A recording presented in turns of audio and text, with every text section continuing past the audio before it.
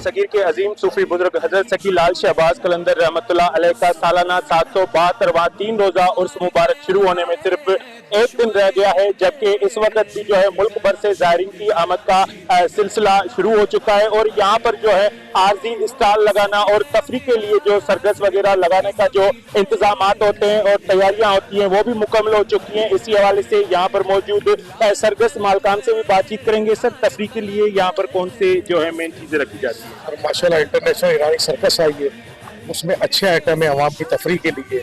सरदार बादल बब्बर शेर मौत का कुआं आया कार वाला, मुख्तलिफ झूले हैं और बच्चों के लिए छोटे झूले, प्ले एरिया वगैरह लगा।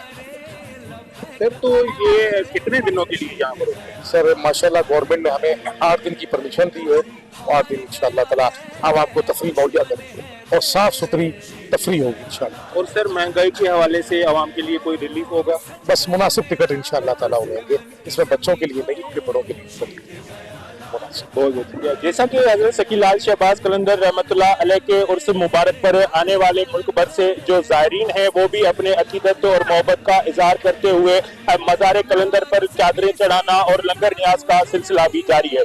कैमरामैन टीम के हमरा माजिद अली कुरैशी, वैश्य न्यूज़ 7 शरीफ।